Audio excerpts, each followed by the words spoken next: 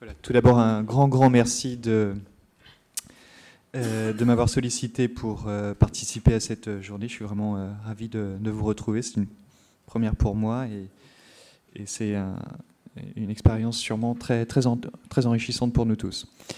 Donc pour parler du traitement, il est absolument fondamental, on a déjà insisté ce matin, de reprendre toute la physiopathologie, comment expliquer la maladie, puisque le traitement qu'on va pouvoir vous proposer découle directement de ces avancées de biologie, peut-être un peu fondamentales, voire même fondamentales, et d'ailleurs peut-être que ça pourrait être l'objet d'une autre présentation au décours d'une future journée. C'est nos collègues qui, à la paillasse, essayent de comprendre cette maladie. Ils ont sûrement des choses très intéressantes à vous montrer. En tout cas, nous, en tant que médecin, vous, en tant que patient, vous allez pouvoir bénéficier de ces avancées en termes de connaissance de la maladie. Donc tout commence par la mutation d'un gène.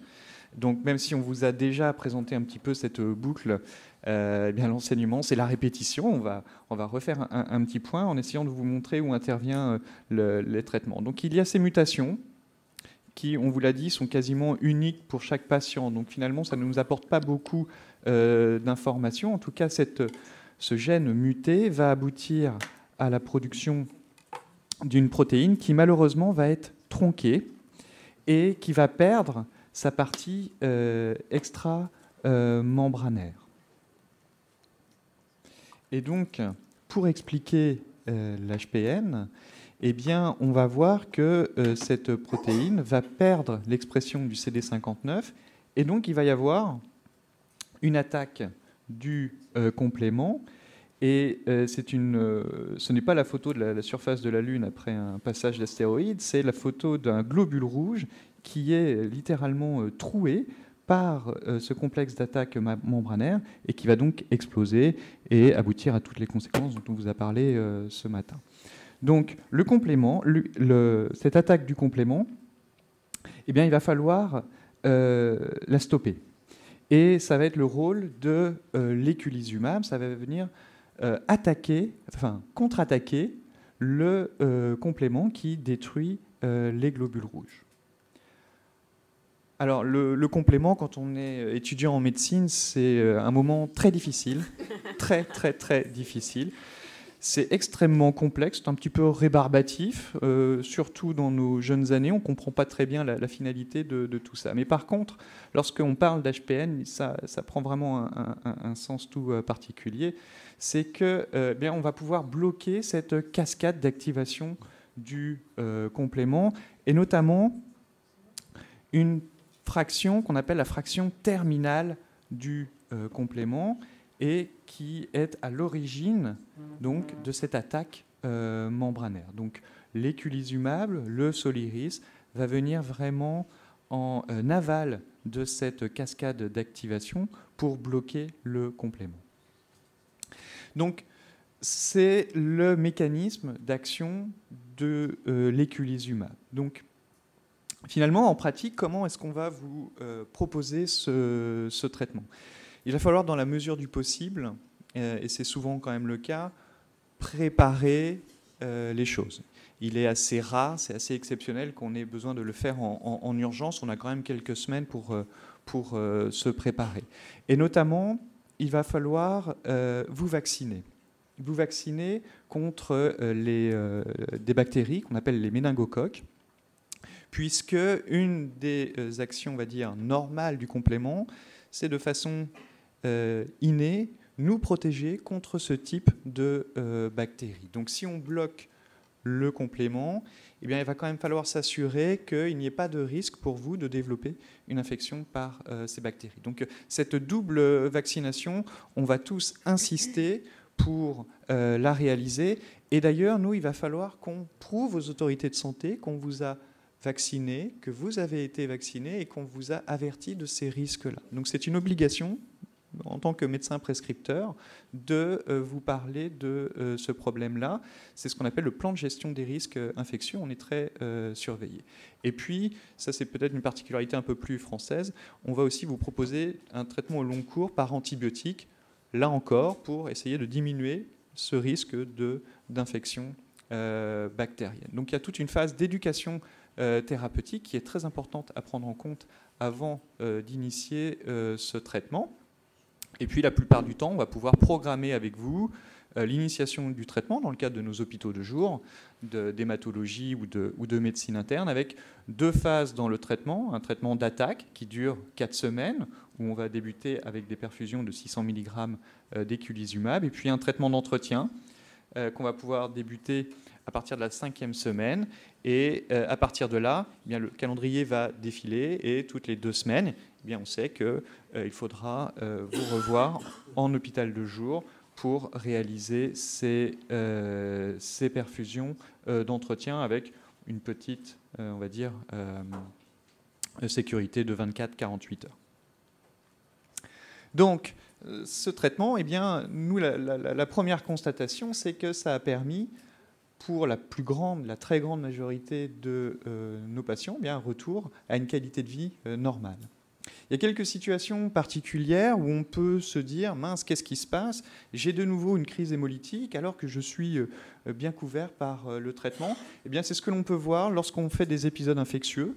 Ça peut être très banal, hein, une simple grippe peut redéclencher une hémolyse puisque cet événement infectieux va de nouveau activer le complément. Donc, n'hésitez pas à nous informer, à nous solliciter. Si vous voyez cette crise hémolytique arriver au décours d'un épisode infectieux, on pourra peut-être être amené à vous proposer d'avancer une perfusion de Soliris pour diminuer ce symptôme-là. On peut aussi voir ces crises hémolytiques sous traitement lorsqu'il y a un acte chirurgical. Et là encore, à partir du moment où cet acte chirurgical est programmé et programmable, avertissez-nous en amont pour qu'on puisse le planifier, et notamment pour essayer de faire en sorte que cet acte chirurgical se fasse quelque temps juste après l'injection pour bien vous couvrir au moment de cette période qui est un petit peu plus à risque d'hémolyse. Et puis, une autre situation qu'on voulait aborder avec vous, c'est celle de la grossesse. La grossesse n'est pas une contre-indication au traitement par eculizumab, bien au contraire. On sait même maintenant que dans certaines situations, on va pouvoir peut-être même amener à débuter un traitement en cas de grossesse. On a une très belle étude dont Régis était à l'origine avec un de nos collègues anglais qui vraiment appuie la sécurité de l'éculizumab dans ce contexte de grossesse. On sait qu'on aura probablement besoin d'augmenter les doses au 3e trimestre, ça c'est de façon un peu physiologique, et puis il y aura peut-être à ce moment-là de nouveau un retour à des transfusions, mais ce n'est pas non plus pour nous un signe d'échappement au traitement. Et puis on sait que l'allaitement est autorisé et que les bébés se portent très très bien durant leur grossesse et même le développement par la suite. Donc les études de registre maintenant nous ont montré qu'il n'y avait pas de risque de cancer associé à ce type de traitement. On a bientôt 10 ans de recul. Et puis, un autre élément à prendre en compte, c'est que le risque de thrombose est drastiquement diminué sous traitement. Alors, il y a quand même des situations où on peut se poser des questions sur un échec, entre guillemets, du Soliris. On pourrait estimer que c'est peut-être 10 à 15%, pas plus, des situations, avec notamment des problèmes de dépendance aux transfusions. Alors, il faut que ces dépendances soient régulières. On ne va pas considérer qu'un événement hémolytique signe un échec. Il faut vraiment une dépendance régulière aux transfusions. Alors, est-ce qu'il y a des petites réflexions à avoir? Oui, sûrement. C'est peut-être le problème de l'aplasie médulaire sous-jacente. Et donc, on peut être amené à ce moment-là à recontrôler ce qui se passe au niveau de la moelle osseuse pour essayer d'apprécier la part de cette aplasie dans cette problème de transfusion. Il peut y avoir des problèmes de poids. La dose de Soliris est une dose fixe. Nos collègues anglo-saxons ont cette expression one size fits all. C'est la même taille pour tout le monde. C'est peut-être pas si vrai.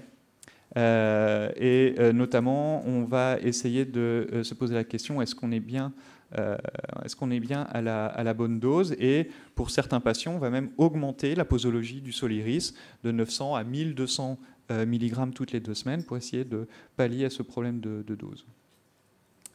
est-ce qu'il y a un autre mécanisme qui intervient dans la destruction du globule rouge? On a bloqué la fraction terminale du complément, on a bloqué la fraction SEC5, mais tout ce qui se passe en amont est encore fonctionnel. Et parfois, dans certains cas, on pense que le complément est malgré tout actif et explique ce problème d'échec du solirisme. Et puis, je ne rentrerai pas dans les détails, mais on n'a pas tous non plus la même structure au sein de nos protéines, et peut-être qu'on n'a pas tous les mêmes protéines du complément, ce qui pourrait expliquer certains échappements. Enfin, quand on a dit ça, eh bien, il faut montrer, comme vous le disait Régis, que on a des nouveaux traitements qui arrivent. L'éculizumab est bien installé. On a une parfaite connaissance de ce traitement.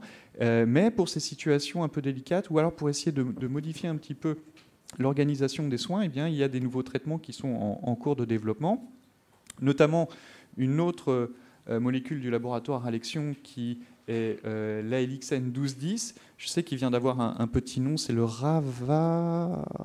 ravulizumab, qui est en cours d'essai. Le mécanisme d'action est exactement le même. On agit toujours sur la fraction C5 du complément, mais en faisant des petites modifications sur cet anticorps, eh bien, on augmente sa demi-vie, et donc on peut espacer les injections, et on a déjà une étude, certains d'entre vous ont peut-être pu y participer, qui a montré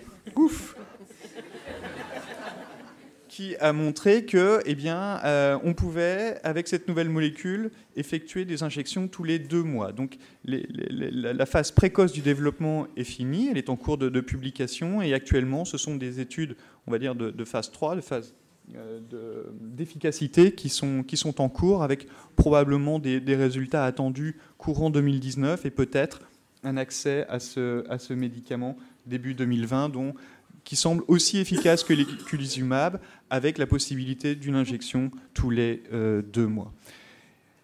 Il y a d'autres molécules en... Voilà, ça c'était le Soliris. Il y a d'autres molécules qui sont en développement avec des modes d'administration un petit peu différents. Le laboratoire Roche, par exemple, étudie actuellement un autre anticorps anti-C5 qui, lui, s'administrait par voie sous-cutanée, à la différence de l'éculizumab qui se fait par voie intraveineuse, avec probablement une aussi bonne efficacité que l'éculizumab. Mais là encore, je n'ai pas plus d'informations à vous communiquer. Et puis, peut-être de façon un petit peu plus intéressante, parce que finalement on s'attaque à un autre mécanisme d'action, eh bien c'est un anti-C3 qui est en cours de développement, qui lui aura une action plus proximale dans cette voie d'activation du complément. Et là, ça apporte, je pense, une nouveauté en termes de mécanisme d'action. Et on pourrait très bien imaginer que des patients qui ne répondent pas bien à cette inhibition de la fraction terminale du complément, eh bien, au contraire, pourraient avoir une meilleure réponse au C3. Donc, c'est un petit peu le Graal actuellement, c'est comment essayer pour ces patients qui sont réfractaires aux anti-C5, d'obtenir une réponse. Certains centres français viennent d'être recrutés. On attend de voir un petit peu, je pense au cours de l'année 2018, on va dire l'ouverture pratique de ce médicament.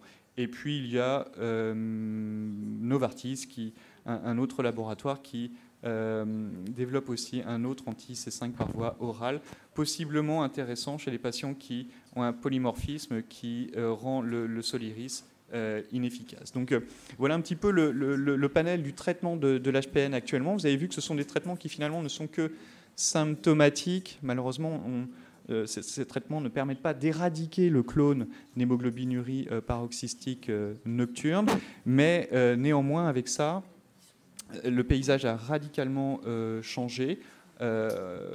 Qu'est-ce que je voulais dire pour conclure?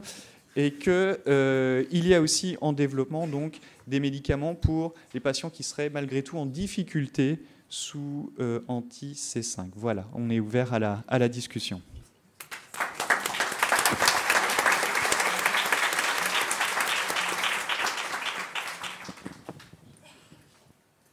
avez présenté donc, des traitements qui agiraient sur le complément. Et pourquoi ne cherche-t-on pas à restaurer le CD59 finalement, c'est-à-dire à agir à la source du problème? Parce que c'est extrêmement compliqué. Ça voudrait dire qu'il faudrait qu'on change l'expression de ce gène défectueux. Et au jour d'aujourd'hui, nous n'avons pas les moyens. Alors, on pourrait imaginer, et je sais qu'il y a des équipes qui travaillent, alors pas que sur l'HPN, on parle vraiment de médecine un peu plus générale, sur des outils qui permettraient de faire de la chirurgie au niveau du gène et de remplacer ce gène. Au jour d'aujourd'hui, à ma connaissance, je ne connais pas d'équipe qui travaillerait sur ce modèle-là dans le cadre de l'HPN, mais on pourrait l'imaginer, bien sûr. Et c'est pour ça que je vous dis que ces travaux de biologie fondamentale, eh bien, on est tous très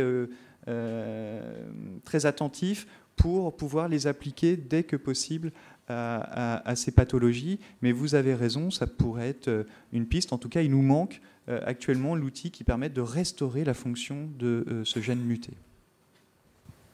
Il y a juste une autre chose qui est importante, c'est que l'HPN, c'est une conséquence. C'est-à-dire qu'en fait, ce qui est important, c'est l'agression immunitaire de la moelle, qui fait que la moelle fait ce qu'elle peut pour se défendre, et donc elle mute. C'est comme ça que ça se passe. Et en fait, cette mutation fait que le clone s'expand. Comme le dit très justement Louis, on ne peut pas, en tout cas à l'heure actuelle, avoir des ciseaux génétiques qui permettent de restaurer cette cellule. Mais même si on le pouvait, ce qui nous fait peur aussi, c'est comme l'ambiance reste pathologique, même la cellule qui serait restaurée, eh bien, serait engloutie dans les autres qui se muteraient pour se défendre contre cette ambiance-là d'attaque permanente. Vous avez montré donc d'autres alternatives de traitement par rapport au Soliris, en l'occurrence le anti-C5. Quand on a un traitement actuellement au Soliris, est-ce qu'on a possibilité par la suite de sauter, enfin de jumper, d'aller vers ces traitements qui sont au niveau des perfusions à plus longue échéance? Alors oui, ça a été possible l'année dernière, mais dans le cadre de protocoles thérapeutiques. Moi, j'avais pu réaliser à Lille la phase 2. Je sais que Régis et Fiorenza, mais je voulais que tu acquiesces en me disant que oui, tu es ouverte dans ton centre. Je ne sais pas si c'est le cas à Marseille, mais effectivement, on a pu vous proposer, dans le cadre de ces essais, de changer de l'éculizumab vers cette nouvelle version. Au jour d'aujourd'hui, ces études sont en cours. Il faut patienter encore un petit peu pour affirmer leur efficacité, leur bonne tolérance. Et je vous dis, je pense que dans un avenir qu'on va dire à 1 ou 2 ans, probablement que ces molécules vont arriver sur le marché et on pourra alors vous proposer de changer pour y accéder. Mais au jour d'aujourd'hui, en France, non, la réponse est non. Je suppose qu'à ce moment, il y aura une réévaluation de la situation dans laquelle on est avec le Soliris. Ah oui, bien sûr, bien sûr. Et tout ça se fera en concertation avec vous. Enfin, rien ne sera imposé. Et comme à chaque fois, on dira, bah voilà, au jour d'aujourd'hui, nous on a ça. Quels seraient les avantages? Quels seraient d'autres inconvénients? À nous d'en discuter. Ce qui est sûr, c'est que pour nous, médecins, plus on a une palette différente de traitements, plus on peut trouver des petites subtilités pour s'adapter à votre situation. Donc on a besoin de ces médicaments et dès qu'ils seront à disposition, on vous les présentera. Pardon. Donc moi j'avais une première question qui a été déjà répondue, c'était par rapport à CRISPR-Cas9, donc les mécanismes d'édition de gènes. Ah oui. Vous avez dit qu'il n'y a pas vraiment d'études aujourd'hui. Alors je ne vous vois pas dans la salle, vous êtes... Ah d'accord. Je suis... donc on va passer ça. Il y avait une question, est-ce que brider l'action du complément peut poser des problèmes autres que ceux que vous avez évoqués, à savoir tout ce qui est infection par un méningocoque, etc. Puis après vous avez commenté un peu sur les grippes qui font quand même des hémolyses. Alors, j'ai mis grippe par exemple, mais c'est n'importe quel processus infectieux, oui, effectivement, peut être à l'origine d'une récidive d'hémolyse. Et donc, en fait, c'est ce qu'il y a présence non souhaitée de cellules qui auraient été détruites en présence d'un complément normal. Donc ça, c'était un premier pan. Et puis après, des choses qui n'ont rien à voir, mais plutôt par rapport au prix des nouveaux médicaments qui vont arriver sur le marché, parce que ça, on sait que le Soliris a quand même On connaît le problème du prix du Soliris, et puis durée des brevets, etc. Si vous pouviez commenter un peu tous ces points. Ah, il y a beaucoup de choses à dire là. Concernant les prix, actuellement, il est impossible de vous dire quel sera le prix, puisque tous ces médicaments sont en développement. Tout dépendra du processus d'évaluation d'efficacité de ces médicaments, du service rendu par rapport aux médicaments existants. Donc il est impossible et prématuré au jour d'aujourd'hui d'essayer d'évaluer le coût de ces traitements. Je rappelle simplement par contre qu'on a de la chance encore, et il faut vraiment qu'on prenne tous nos responsabilités pour que cette situation perdure en France, et que nous avons une liberté de prescription qui est sans commune mesure avec d'autres pays qui sont même pas si éloignés que ça de la France. Donc cette question du prix sera fondamentale, mais elle est prématurée. Et puis j'ai oublié la dernière partie de votre... Ah, durée des brevets, c'est 10 ans, il me semble. 2021 pour le Soliris, oui, comme vous le dit Régis. Est-ce que je peux juste demander une petite chose, juste rappeler qu'on ne traite pas tous les patients avec une HPN? Exactement, tu as raison, Firenza. On ne proposera ce traitement que lorsque on estime que ce clone deviendra symptomatique, vous occasionnera des manifestations, donc que ce soit l'anémie, ça il n'y a pas de problème là-dessus, que ce soit un problème de thrombose, là il n'y a aucune difficulté pour proposer ce traitement-là. Je vous disais la grossesse, maintenant ça devient un consensus, et au moment d'une grossesse, dès qu'on a une taille de clone grosso modo supérieure à 20%, on proposera le traitement. Et après c'est du cas par cas, ça dépend de vos symptômes, des douleurs, des troubles de l'érection. Dans ces cas un petit peu plus difficiles, eh bien, on va en discuter de façon collégiale. Il y a la RCP nationale qui est maintenant 2 fois par mois à Saint-Louis qui nous aide à prendre ces décisions-là. Donc il y a effectivement un traitement à décider au cas par cas et en fonction de vos symptômes. Et surtout de cette mise en miroir d'un clone et des symptômes. Merci beaucoup.